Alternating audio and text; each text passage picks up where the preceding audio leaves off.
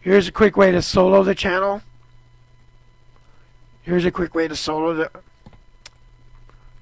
Oh, and this is a group. And this is a group solo and mute. So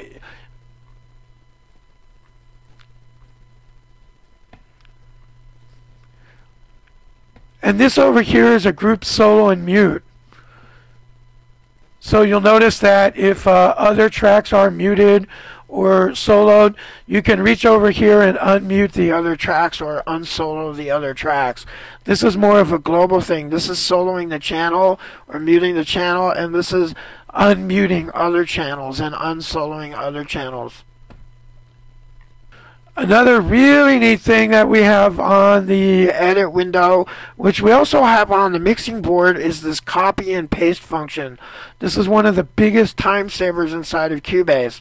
You'll notice that we had two guitars. Let's pretend that this guy played the same guitar into the same mic on the same day, and it's a different guitar part. And we set up the first guitar track, and we love the way everything sounds.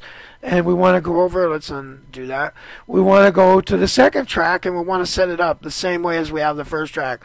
Rather than having to go in there and open all of our effects by hand, setting our EQ, or even saving EQs on presets and opening that's really time consuming. So what we do is we click over here, and this is showing our edit window for whichever one's highlighted. And you'll notice down in here we have these little two icons. This one's copy.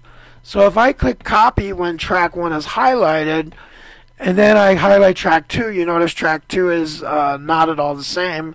And then I come over here and I click paste. It's going to place the entire channel. So if you have 6 vocals and you want every track to be set up the same, you have to just dial in your first vocal track, and then you can copy and paste the entire track or channel to all of the other vocals. That's one of the biggest time savers in any recording software I've ever seen. A few more additions in the edit window. A few more additions in the edit window. This is switching phasing. We're going to look at that in a later chapter, but you're mostly going to have this off. And then this is actually an input, which this is actually an input gain, which actually we can adjust the volume coming into the channel. Our fader, our volume, which we use for the volume that we hear, this is our volume in the mix, is after everything. And then so it turns up and down everything. It turns up the EQ and the reverb and the original dry signal all together. But we actually have this other option where we can turn up and down the volume coming into this channel, which is a great asset, and we're going to look at that in our mixing tutorials.